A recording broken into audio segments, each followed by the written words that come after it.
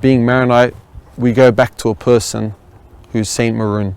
And so the Maronite Church is the only church in the Catholic Church that takes its name from a person. Saint Maroon didn't want to establish a church. He didn't want to found a church. But after him came disciples, and they became the first Maronites. And they spread. There was a great monastery called the Monastery of Saint Maroon in Syria, in Apamea. And that was a bedrock for all of Syriac monasticism. So it was a main center. And so with being Maronite, there's tradition. Being Maronite, there's a person, that's Saint Maroon. And Saint Maroon lived in the 5th century, in the end of the 4th and the beginning of the 5th. And he had disciples around him because his ascetic practice was unique. And so he was very much a pioneer in his practices as well.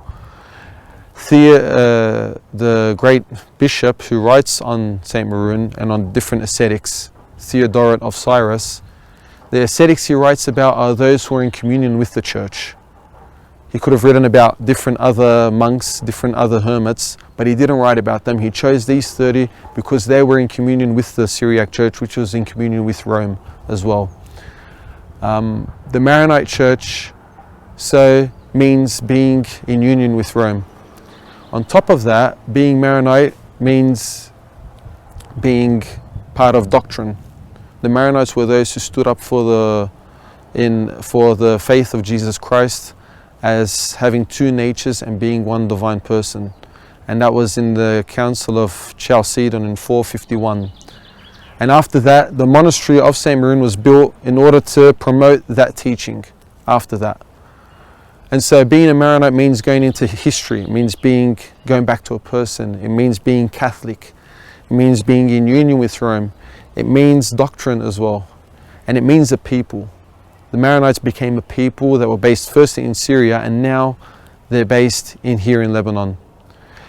Maronite Church sees itself as being Antiochian, so coming from Antioch, and in Antioch, that's where St. Peter was the first patriarch there of Antioch, and it's where the Christians were first called Christian. And we find that in the Acts of the Apostles. And Antioch was a center for culture, for different philosophies, and for different people in trade and business, and it was a life that brought people from all walks of life and from all different countries.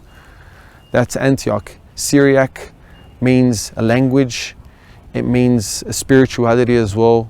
It means being close to the earth. That's what Syriac means. And so in that sense, a Maronite person is very much in contact with land. So that's why our monks and our orders and our people as well have never left the land. And on top of that, being Maronite means that I'm very much accepting of others. And it means that I've got a future ahead of me. It means being Catholic, but it also means being different as well. So being very unique.